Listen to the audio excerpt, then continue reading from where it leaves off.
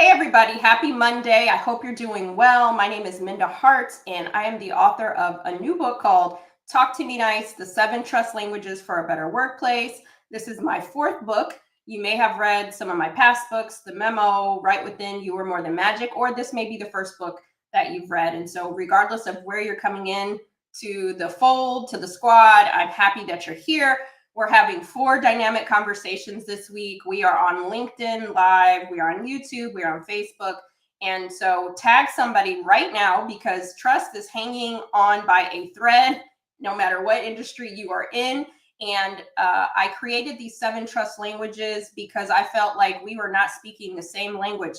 Yes, many of us are speaking English as our primary language at work, but it is not articulated in the ways that we understand all the time. There's a lot of, we're not giving people the benefit of the doubt. Not a lot is taken into consideration. We're not being true to our word, not because we want to be low trust or we want to be untrustworthy, but because sometimes we have competing things going on and we don't think about how some of our actions in the workplace impact others.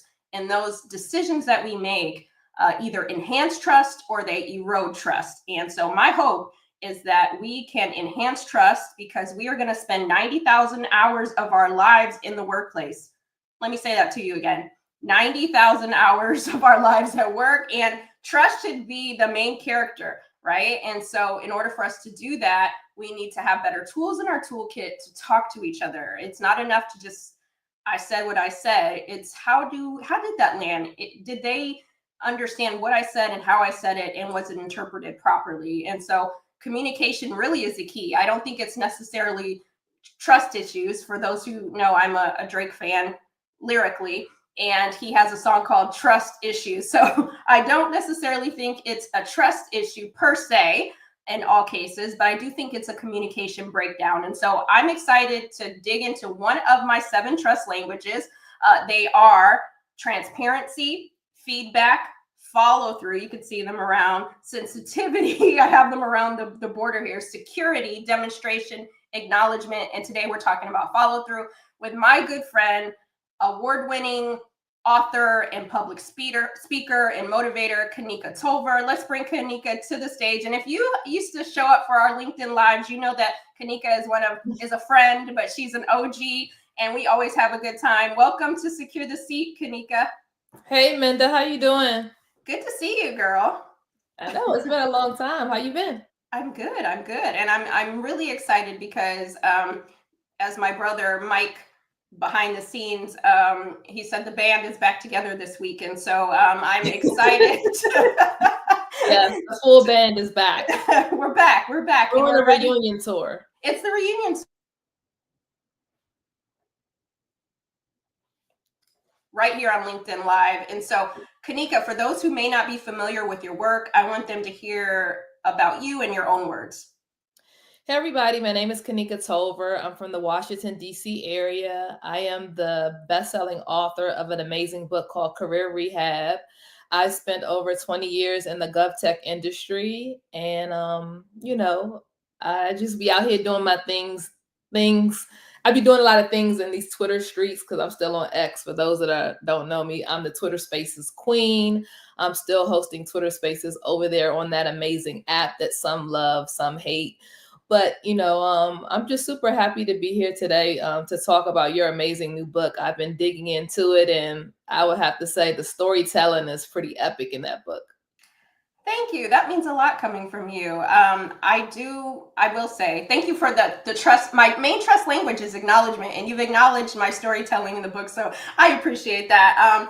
But one of the things that I noticed that quickly erodes trust is when we don't keep our word. So my working definition of follow through, and I want for those who are watching us, put a 1 in the chat if follow through is important to you in the workplace. I know it's important for me inside and outside the workplace. If somebody says they're going to do something, my expectation is that they're going to do it, or they're going to tell me that, hey, I thought I was able to do it last week, but some stuff has come up.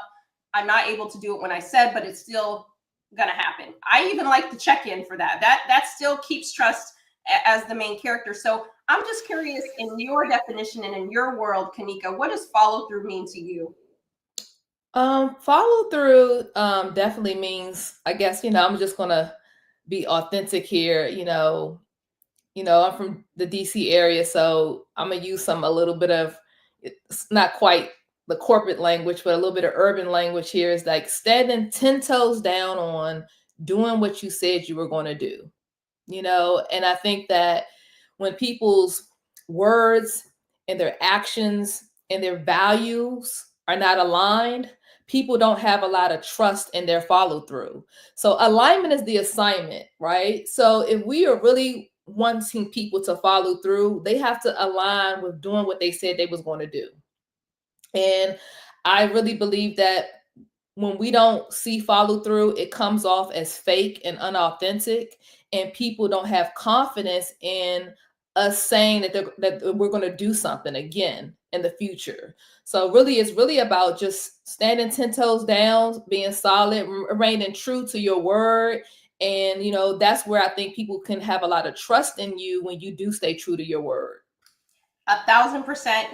I have not broken out my tambourine in a long time, and I had to reach for a tambourine moment, because yes, it is standing 10 toes down for what you said you're going to do. And let's be honest, I know we all have somebody that will tell us something, and we know darn well they probably are not going to come through, and you're like, I don't even know why you're telling me you're going to do this. I used to have this one relative when I was younger, and they would be like, I'm coming to pick you up, we're going to go to Chuck E. Cheese, we're going to come do this. And I'll be there at 2. They would not get there till like 11 o'clock at night. They'd show up, but now Chuck E. Cheese is closed. I'm not going. And every time they told me they'd be coming, I'd still try to put my trust in them, because we want to believe that people are true to their word, right? Yeah. And so I'm curious if you have a story. I know I have tons, but when someone has kept their word, or you realize, you know what, your word is not bond, right? We know that's not, your word is not bond. And so, I can't trust you. And you were really looking forward to whatever it was in that workplace context, because you thought that you could depend on them. I mean, I actually have a positive experience that I wanted to share, because Lord knows that we've had a lot of negative heartbreaks, and a lot of people didn't drop the ball, they didn't follow through. And I think, I'm trying to move away from that trauma and some of those heartbreak stories, because there's been a lot of career heartbreaks in my 20 years of working in tech. And I wanted to, bring a story of something that happened to me recently. In the last couple of years, I was diagnosed with an autoimmune condition. I have a thyroid condition, and for other Black women that have struggled with having thyroid conditions, they're not nothing nice about having a thyroid condition and still trying to show up to work, still trying to perform. Sometimes you're fatigued. So I have this autoimmune condition called Hashimoto's. And basically, one day during the time that we were working from home, I told my manager, I said, I need to talk to you. And I think that it's important that I talk to you on video. So we got on video, and I literally broke down crying about how sick and how unwell I was feeling. And he was just sitting there, just shocked and very compassionate about what I was going through. And I know in your book you talk about facts versus feelings. At that time, I was in my feelings, and I was really saddened. I was really weak. I was really just not feeling well. So he said, you know what, I'm going to follow through, and I am going to get you connected with HR so we can get your reasonable accommodation form filled out. I also want to, figure out like what type of schedule you want to work, what type of projects I need to add or remove you from, because I know that there are going to be days when you're going to feel well, and there are going to be days when you don't feel so well. So we had a really, really great conversation. Right after that, he did everything that he said he was going to do. He connected me with HR. I was able to speak to HR. They provided me resources and options of how I could navigate, getting through healing from my autoimmune condition. He also made sure in my one-on-ones that every time we met, we didn't just talk about the work that I was performing on doing, but he also said, how are you doing? How are you feeling? And I just felt like that was one of the best follow-throughs that I've had in a long time. And I want to say, David Williams, I appreciate you. it's amazing to have that support that I got from him. Thank you for sharing that story. It just warmed my heart because, to your point, there's a lot of, we can all probably write down a laundry list of ways somebody didn't keep their word, even just today. And we haven't even been in the day that long, okay? But those moments when you can trust a little bit more, right? Because that person followed up with you. They didn't just tell you what you wanted to hear in the moment. Oh, Kanika, we're going to do the things. And then you never hear from them again, or they never even ask how you're doing. Right? Yeah. Part of trust is remembering that we are human first, employee second. And I'm glad that he humanized your experience and he followed up, he followed through, he kept his word, he was consistent about what he said he would do for you. And you needed that because you were vulnerable, right? And also, too, I want to highlight the power dynamics involved there, because for you to approach your manager and say, these are the things that I'm dealing with, here's what I needed. You are also saying, you know, I'm putting my trust out on a platter, hoping that you will see my humanity and help me, because I'm not using this as a crutch. I'm not using this as an excuse, but here is the fact of the matter, right? Of what's going on. And how did that make you feel in terms of trust when you continued on in that relationship? You know, I think follow through in some regards is healing for us as professionals, because sometimes the lack of follow through is trauma and toxic for a lot of us that have experienced lack of follow through. But it made me feel so it made me feel like if he could follow through on something that was so personal, what else could he follow through on for me? Because the reality is that the job is friends with benefits, and I have career aspirations and goals. So if he can follow through on something that's so personal and so non-work related, now I felt more confidence in him to be able to follow through for, hey, I need a new laptop, hey, I need new software, hey, I'm having this issue with this stakeholder or this customer or this leader, can you unblock me in those other areas? It really made me look at him in a big way, to say like, wow, he's standing 10 toes down. I love that. And I'm glad you had that experience, because that's something we can control, right? Our word. We can keep our word. And I know that oftentimes our goal is not to erode trust because we can't follow through with someone. But even when you can't follow through, say that, right? And I think that's where people fall short, is they make all of these big commitments in the moment. It sounds like a good idea. But one thing I want to impress upon the listeners is, are we overcommitting? Right? Because I know that sometimes we can be people pleasers, or we just want to say the right thing in the moment, knowing that we have 100 things on our plate right now. And we really, another thing is just going to make it tip over. And so I want you to take an assessment of where you are, and are you overcommitting? Is that the reason why you can't follow through? Not because you don't want to, right? I don't think most people don't want to follow through, but they don't realize how impactful our word is. And so I'm so happy that you shared that with us. You know, I want to, because you shared positive story, I'm gonna share you got a negative one. I mean, I don't want to have to. I mean, you know, I don't want to have to tell the story. But what I will say is, I'm going to say the other coin is, often when we think about trust and follow through, we think about the other person that's either enhancing our trust or eroding our trust. But I also want us to be self-aware too. What are we doing intentionally, unintentionally, where we might not be keeping our word, or we might not be following through on the things that we said, or circling back? You know, we love to use "I'll circle back," but how often are people actually circling back? But long story short, I'm going to tell a story about me where I didn't have to follow through because the power dynamics were in my favor, if you will, right? And it was when I was teaching at NYU. I teach a graduate course on talent management, and one year I thought, oh man, I'm going to show up and I'm going to, you know, show that I'm so like emotionally intelligent, and I'm going to do, you know, let my class know that everybody belongs here and this is an inclusive classroom. And I wrote on the board, on the dry erase board, like 5 things. You know, your name, what's your favorite binge show that you're binging, you know, all these different things. And there were like 5 things. And I taught the class on Saturdays for 6 hours, 4 Saturdays, 6 hours. That's a long time. We become fast friends. Okay. And so as an icebreaker, I put these things on the board and I asked them to go down the line, everybody in class. And I also included pronouns because I thought this may be a way to signal that, you can be your authentic self here, whatever that might look like to you. And so Kanika, I was like, man, this was like kind of early in the pronoun situation. So I'm like, you know what? I'm doing the thing, right? So I'm in front of the class we're going around the room. Everybody's having a good time. We're laughing, all the things. At the end of the 6 hours, the class is clearing out and I have a student that's waiting behind, and they approached me, and it's just me and them. And they said, Professor Hartz, I have something I would share with you. And I'm like, sure, what's going on? And they tell me that they were essentially offended that I used pronouns on the board. And in that moment, a couple of things were happening. A few languages were being spoken, right?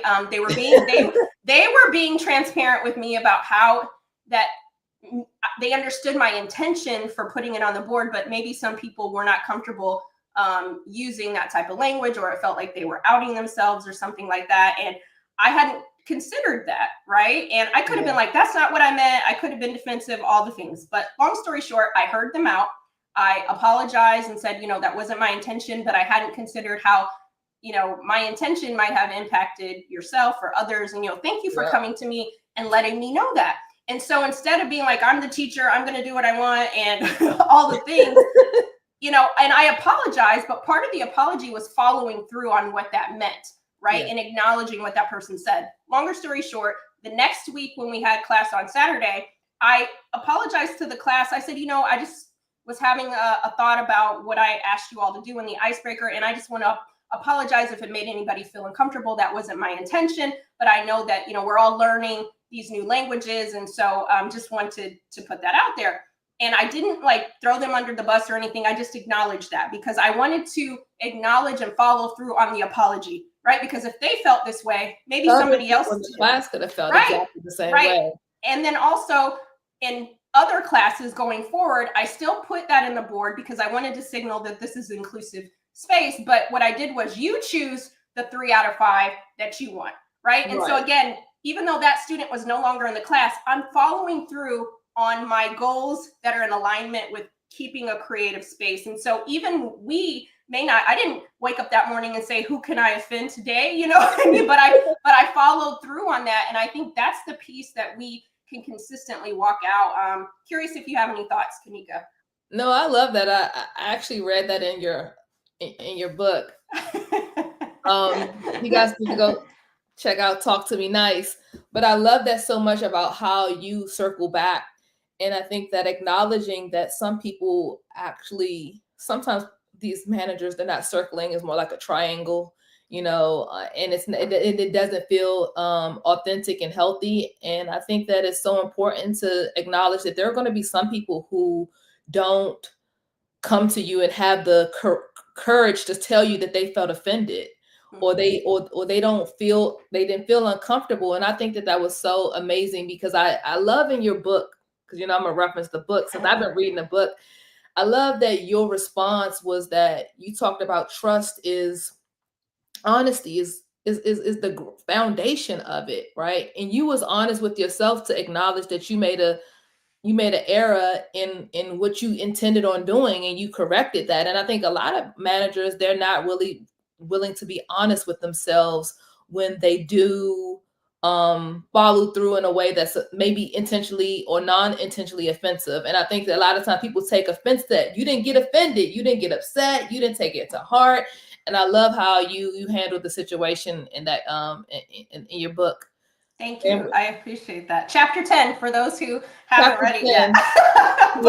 Yes. But I want to ask you, one of the things that I think people get fearful of, right, is when that trust has been eroded, how do we ask for it again, right? In the book, I'm not saying, oh, you can't follow through, Kanika. I can't work with you anymore. You're making it really difficult for me. I'm not going to get the response out of you that I need, right? But for some reason, it's a trigger for me because we work together. So I need follow through to be important. And I'd love for you to talk about how follow through creates, psychological safety, and how when we leverage that, it allows for us to take bigger risks. And you kind of alluded to it. You can ask for other things you need when you've already seen that they've demonstrated, right? I love this question so much because I think that when we have psychological safety and when people feel comfortable with your ability to follow through, they will be willing to ask for other things. And I think that for people that follow me online and people that have followed my messaging, I think follow through shouldn't always just be work related to what you're doing for the company or for the organization. It should be about what is the organization doing for you. Since we date these jobs and we in a relationship and I want to feel safe, it's time for me to go in and basically ask for what the things that I need to be able to show up better or to be able to reach my career goals. Because the reality is that the job is friends with benefits. And I think psychological safety gives us the courage to ask for a promotion, ask for a pay increase, maybe go to training, get that master's degree that you want on their dime. Because if someone's willing to be there for you throughout things that are more about racism or sexism, or you've been offended, what else could you possibly get out of the situation? I think psychological safety also, when it comes to follow through, it really helps you be bold enough to provide more ideas on how the organization could do something more productive, make more money. I think that consistency and follow through is going to help organizations have more currency. So consistency could equal more currency. Trust could equal more transactions. If we're really safe about what's happening in these organizations, and the whole point of you hiring me is to provide my expertise and service, I have to be bold enough to tell you when processes are broken. I have to be bold enough to tell you when this is not working for our end users and our clients and our customers. And I have to have that safety net with the follow through that you as a leader will go back and consider changing some things that can make me do my job better. So at the end, y'all can make more money. So that's what I'm thinking in my mind, that it's just about you, it's about the organizations, and it's about the customers and stakeholders that you're serving.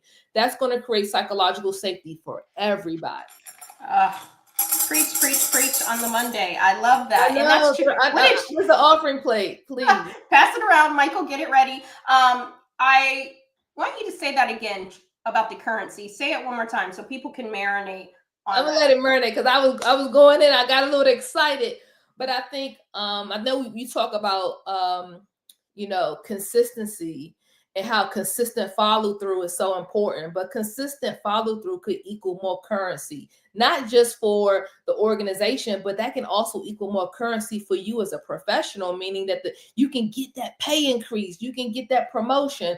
But at the bottom line, organizations, we are there to help them make more money. So more holistically, everybody can win from a currency perspective. I can get my little coins and they can get their coins too. But if I'm not safe enough to bring up those things, then we're not having a very transparent conversation about what's happening in the workplace.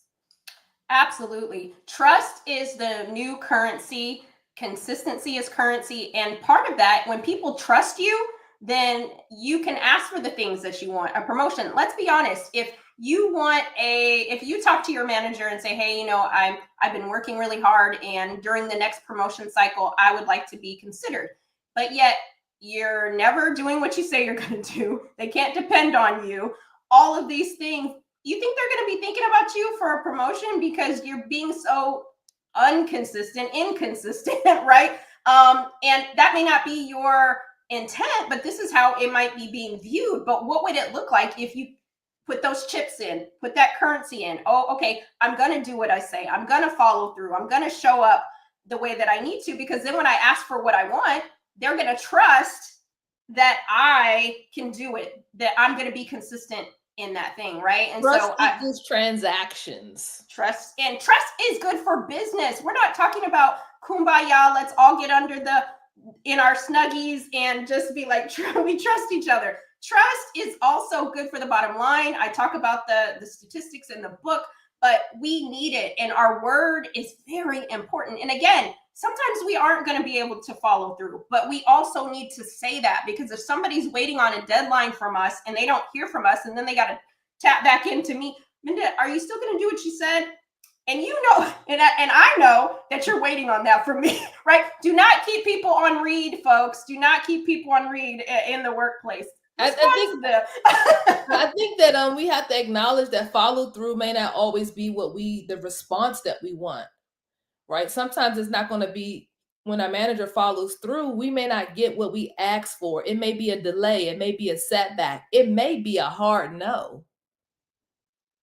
But that's follow through. You have an answer. But I also, the reason why I wrote this book too is not everybody is going to know that it eroded trust with you when they didn't keep their word. Some people just don't have that self-awareness or emotional intelligence, and they're going to keep telling you the thing that they think you want to hear in that moment, and then it is removed from their memory when the next person walks in. Not because they don't want to be trustworthy, not because they want to erode your trust. And so part of me writing this book was also, when those breakdowns happen, how do you have better conversations to give that person another chance and not just write them off, right? Because I know I've said some things that I truly intended to do, and then I'm like, darn, okay, but I like it when people remind me, because I do have a lot going on, and sometimes we do need those gentle reminders. So let's not completely write people off unless they're doing it like 1,000 times over. Then that's another type of conversation, right, Kanika? I think that you're so right about, there's going to be times where we honestly forget to follow through. It's not intentional. There may be a lot of things going on, but I think that some people can't be real with themselves. So how can they be real with you? So I think you talked about in the book in chapter 10 is that self-trust is so important. So a lot of people, they don't want to acknowledge that they have some, defects or issues with themselves. So they just constantly, they lack of follow through, they lie, they fabricate, they don't, because they can't be real with themselves. So we also have to acknowledge that sometimes it's not that it's a lack of follow through, that there's some people that they just have internal problems that they need to address and get themselves together, and they need to talk to themselves a little bit more nicely so they can kind of like get themselves together, because there are just some people that are just not good people that are in the workplace, and we're expecting so much. We have to like read the source, but also hold them accountable at the same time. Absolutely. And, as there's so much we could be talking about follow through, and I'm so excited. I see people in the chat. Kanika, for those people who trust is hanging on by a thread, they're thinking about what their trust language is, and that is follow through, and they may not be getting that from a colleague, HR, or a manager. What advice do you have for them while they're thinking, man, I work with this person, they're always late on deadlines, they're not consistent? What's a tip that you could give for them to maybe think about the situation, or different, more solution oriented? That's a great question. I think that one thing that I have done being in leadership roles is that I've tried to make sure that I have weekly one-on-ones with my employees. And I think that kind of, sometimes we are trying to push follow through with an audience. And sometimes follow through should just be a one-on-one conversation between you and your manager, or you and employee. And I think you have created, I like the Donna and Kendrick use case that you have in your book, because there was a lot of good, framework on how to have those honest conversations one-on-one with somebody. I think that sometimes I don't like the idea of trying to push follow through with an audience for some level of embarrassment of an employee. So I first think that we need to take some conversations offline, and we need to have them consistently, and we need to make sure that they're happening on a weekly or bi-weekly basis.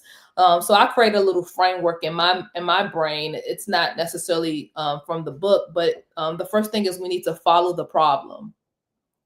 You need to map and follow the problem and really identify what the person's needs are. The second thing is we need to follow the solution. We need to identify a viable solution that is customizable for that employee, or for working or communicating with that manager. And then we need to follow through, and to keep coming back and asking, have we got any delivered results for the solution that's been identified in the step before. And then we need to continue to follow up. Like if we following through, but we're not constantly following up, we just can't let people not be held accountable. And if that person isn't doing the things that they need to do for those 4 other steps, we need to expedite that, or we need to elevate that to the next level of leadership. We need to hold people accountable. Your manager got a manager. You know what I mean? And sometimes you don't want to do that. But if the follow through is really lacking, sometimes you may have to, depending on the situation, you may have to go to the next level. Thank you for sharing that. I think that's so important. And, none of us are mind readers or psychics. So we don't all know when what I didn't do last Friday is really impacting Kanika like that, right? Because let's think about it. We may not care as much. Oh, someone didn't keep their word. Oh, well, that's not important to us, but we shouldn't diminish someone else's trust language, right? Where they're looking for our word. All we got is our word sometimes, right? Yeah. And so I want people to think about that. So when we leave this talk today, my challenge to each and every one of you that are watching us live and who will watch us later is take it to yourself. We all know that person that's horrible at keeping their word, but what can we do better today in the workplace, outside the workplace, to be more consistent, right? And again, we're not telling you to be robots. No one's perfect.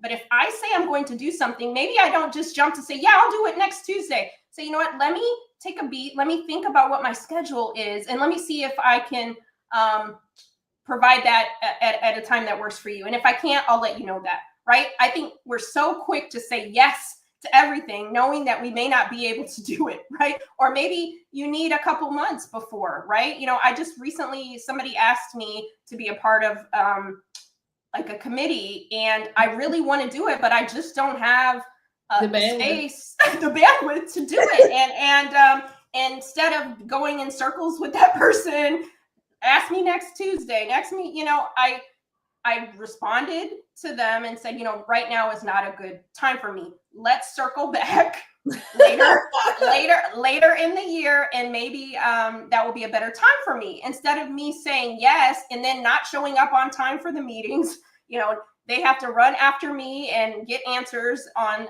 things, and I think that keeps trust present, right? And so I just think that being consistent with the follow through requires like some level of courageousness to say no to things that you really can't commit to. I think like sometimes consistency may require compassion, but also a courageous way to say, I know this makes me feel uncomfortable, but I really got to tell you that I can't do it. I mean, sometimes it just be like, I know I get a lot of people asking me to do a lot of things. And sometimes I'm like, I know deep down, I just don't want to do it. And I know deep down, I can't follow through with doing it. And I have to be courageous enough now to say no. Yeah. I mean, that's follow through. That's giving an answer. That's being consistent. And that's not being mean. That's understanding what my capacity is. Providing trust is having more capacity, right? And I think people would rather have a consistent answer from us than no answer at all, or they got to chase us around for an answer or for consistency. That's a good point. Very good point. So, I just want to encourage each of you is that somebody you work with, somebody you live with is looking for you to be better at the language of follow through. And I want each and every one of us to do something different. I bet you got an email right in your inbox that you should have responded to 2 weeks ago, giving that person that answer.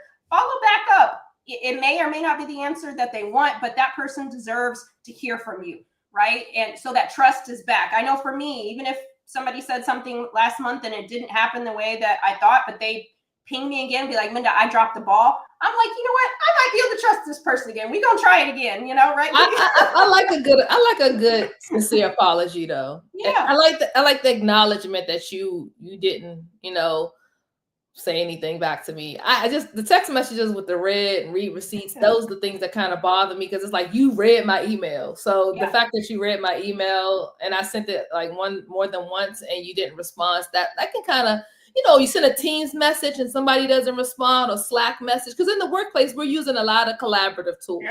Yeah. And follow through can look differently on so many different levels of technology, whether it's text, whether it's Teams, whether it's Zoom, whether it's email. So people can get offended for lack of follow through on various different levels within the workplace.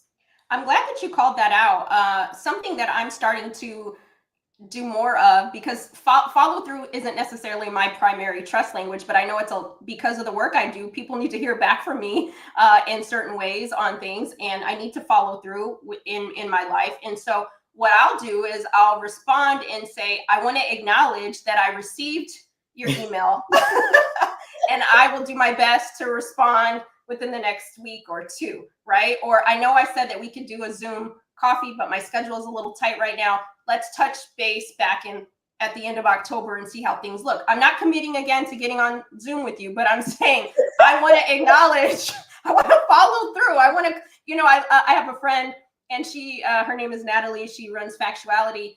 Natalie, check it out. And she'll say, I had to close my circles. And if you're on Apple, the rings, close the rings, right? So that's how we follow through for things. And so I just love this conversation. Kanika, one final thought for folks about the whole email to you. Do you think that if you have an administrative assistant, that the same follow through is at the same level of quality? So if you have an administrative assistant, if they follow through on your behalf, does it mean the same instead of you following up via email to the person that's waiting for you to respond? That's a great question. And this when we talk about follow through in the workplace, let's be honest. Some people have personal assistants, executive leaders. They have someone else that is looking at their email box. And some people may feel offended that another person is following up versus the actual person that was the message was intended for. Yeah, no, I'm glad you brought that up, because I have an executive assistant, and sometimes I can't send an email to every single person saying what I can and cannot do, but I will send a message to Leo, who's really good about responding and saying, right now is not a good time for Minda, or, she does plan on doing, but right now is not, or, we can't do it right now. And I do think that people deserve to hear back from you, and somebody's probably listening like, Minda, I emailed you a year ago. That's different, right? I feel like part of this is the relationships that we want to enhance, right? Things happen so much. You work on a team with 5 people, they're waiting on you to provide a deadline. You can't just decide I'm not going to do it, right? Because that is a domino effect for other people in the workplace. If you have a child that you don't live with and you always say, I'm going to pick you up on Sundays, and you don't do that, what do you think trust is doing? It's not feeding it. And so what I want us to think about is, are we enhancing trust or eroding trust? And if we want to be trustworthy, we want people to say that, Kanika, she keeps her word. She's a woman of her word. Or do you want, when someone says, oh, I'm waiting on Minda to do X, Y, and Z, and they're like, she ain't never gonna, that ain't her thing, right? She read that LinkedIn DM, but she didn't respond, because we can see when a person reads a LinkedIn DM. Right. But follow through is also understanding that, did I tell you we were going to do something? Responding to an email from a stranger that I've never met is not the same. Let's get context. We want context. But if I respond to you, or I tell you to email me and let's talk about it, again, sometimes people need a reminder, right? They don't want to erode your trust intentionally. We want to give space. We want to give grace, but in the workplace context, if you need something from someone, talk to them about it, and instead of just assuming the worst, right? And I think that's what I want people to think about. And if someone is telling you you're having trouble in this area, then acknowledge it, like Kanika said, and apologize. Hey, that wasn't my intention. Thanks for letting me know. I'm going to do better next time. And you demonstrate that. What better looks like. Demonstrating doing better, though. Yes, absolutely. So I want to just thank all of you for joining us today. We're talking about the different trust languages that show up in the workplace. If follow through is something you need to flex and do a better job at, you have 6 more days in the week to work that out. And if you're really good at it, kudos to you, because that is enhancing trust with folks day in and day out. And sometimes all we have is our word. We might not have 2 pennies to rub together, but our word is gold. Right, Kanika? I mean, our word represents who we are and our personal brands, and how people hold us accountable for things. So, I'm a real one, standing 10 toes down. Listen, let's do it. Let's do it inside the workplace. Let's do it outside the workplace. Make sure that you get Talk to Me Nice. Make sure you get Career Rehab. They go good together. And tomorrow we'll be back here with Stephen A. Hart, and we're going to talk about another trust language. And thank you again, Kanika, for always following through. And on when I send you a message, you always do what you say, and I appreciate that about you. And each and every one of you. Trust is so important. You deserve to receive it, and the people in your lives deserve to receive it back from you. And so thank you all. Have a great rest of your week, and tag somebody. This will be on our YouTube page to watch the recap. All right.